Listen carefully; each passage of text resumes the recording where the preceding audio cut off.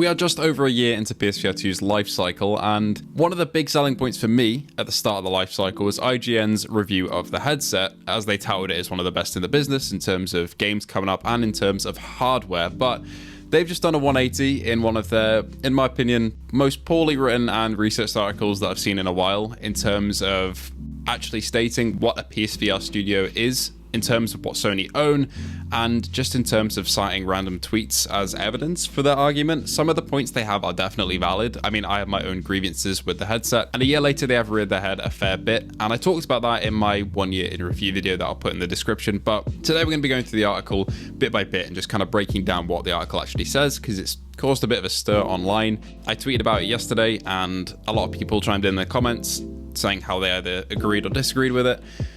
But without further ado, we'll take a look at the article now and basically break it down. So first of all, they actually talk about their original review of the headset, saying how they thought it was incredibly promising. They start at the beginning, talking about how Sony announced the headset and the release date, and also the lineup of games as it launched, which included Gran Turismo 7, Horizon Call the Mountain, and Resident Evil 8. They kind of seem to bring this up as a bad point for the headset in terms of these VR modes that came with GT7 and Resident Evil 8, saying Horizon Call the Mountain was one of the only games that went beyond an optional VR mode.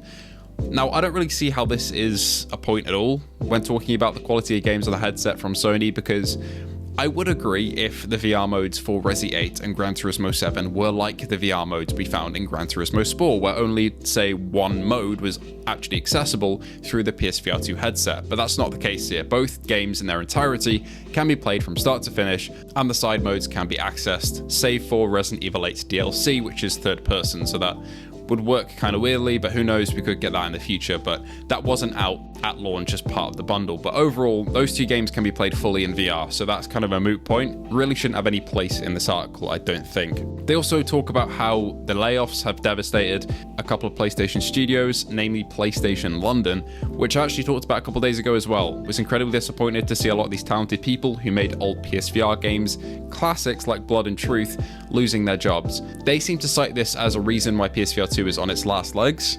This is just blatant misinformation. Take 5 seconds to Google what PlayStation London had been working on, and it was a live service flat screen game for PS5.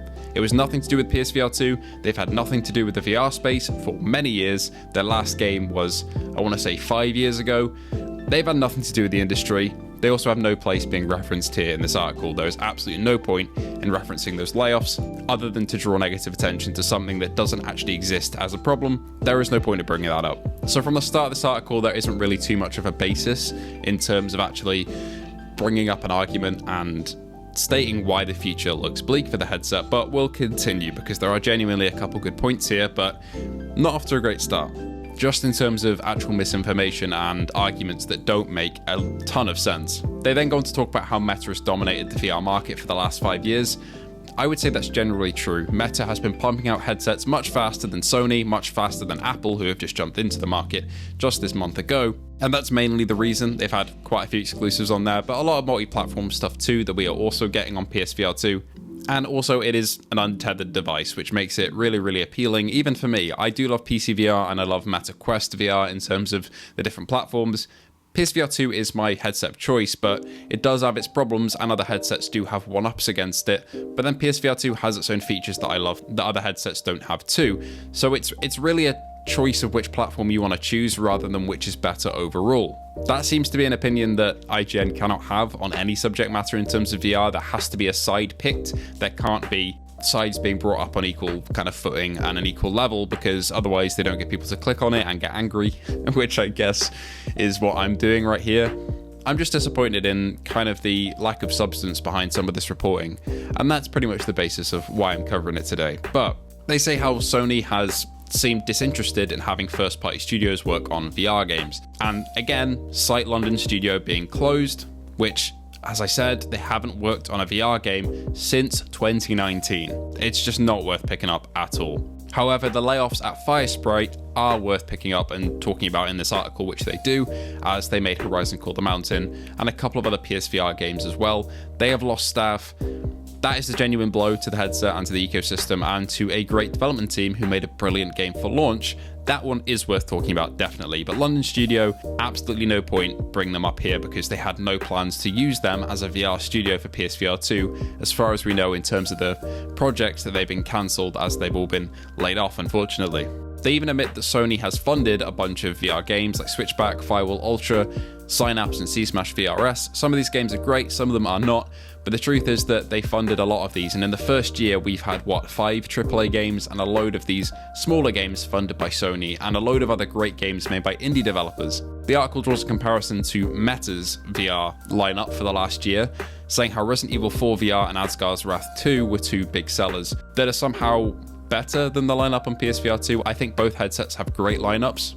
I mean, we just got Asgard's Wrath 2 and Assassin's Creed on the Meta platform, and those games were genuinely great looking. Asgard's Wrath 2 apparently has so much content, and when I get the time, I do want to jump into it. But yeah, they're genuinely great games, but if you're going numbers by numbers, we've had more exclusives in the AAA space on PSVR 2, so it's not really a comparison that can be made, and both headsets have different priorities.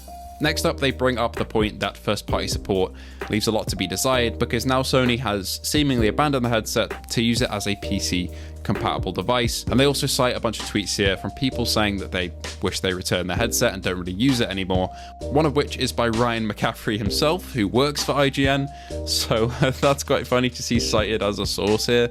And this is the guy that touted GT7 as one of the best VR and gaming experiences he's ever had at launch, who questions if there's been a single first-party release after day one. The answer is yes, there have. You just have to kind of pay attention to the ecosystem and the headset and Google for about 10 seconds and you'll find them. Sure, I think there should be more first-party support, but the statement that there's been none is just false. They do actually bring up some other VR devs having the opinion that PSVR 2 has a bright future ahead of it in terms of the indie and AAA space, like the Survivorman The Descent devs, but also shine a light on the opposite opinion, where some devs are saying that they wish Sony gave more support, which is definitely fair enough. I do agree with that, but there's just some points in here that don't make sense in terms of what they're actually citing here. They also talk about non-VR exclusives between headsets and how PSVR 2 has been getting some shared games between other headset platforms. Don't know why this is being pointed out as a bad thing. I mean, we've gotten a lot of games like Among Us VR, Resident Evil 4, although we did get the remake and not the original, which is available on Quest, and Arizona Sunshine 2.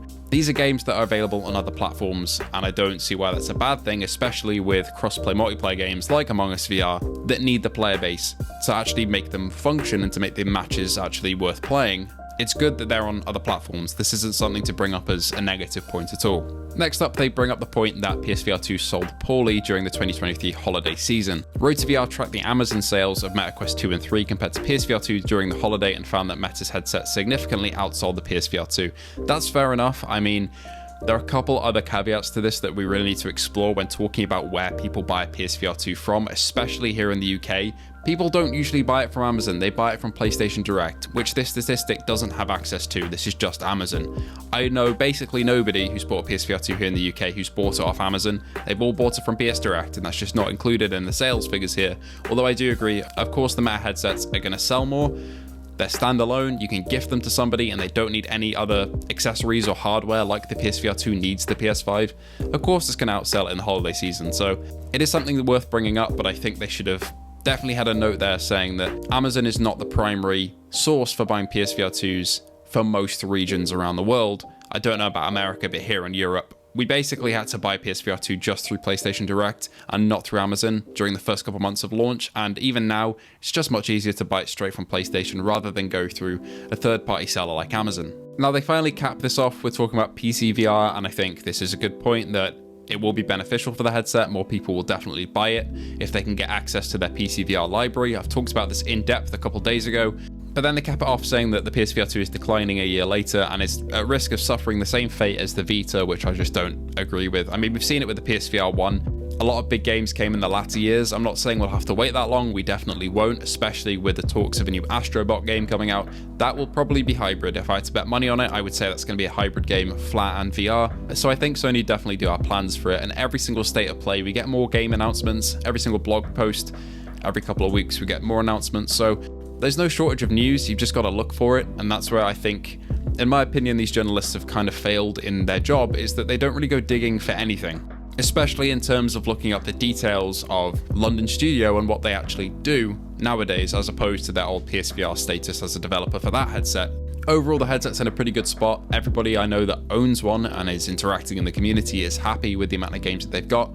We all have big backlogs. I mean, even me, whose job is to review PSVR2 games and get around them fairly quickly, I have a big backlog of games that I need to finish because of the amount of stuff that's constantly coming out. So ultimately, I think the article wasn't really that well constructed, and I don't agree with a lot of what it said. I do agree with some points. They have some good points in there, but I expected better of IGN, to be honest. I don't know if I should have expected better, because they have come out with articles like this about other platforms fairly frequently, but I haven't really seen a piece like this on any other headset, and it does surprise me, especially for a headset that's only in its first year. Anyway, let me know what you think of this in the comments below. I'd love to hear your guys' thoughts on it. Thank you to Luke Bentley and any of you guys who've considered subscribing to the membership or Patreon. The links are in the description below. Please do feel free to like and subscribe, and I hope to see you all in the next video.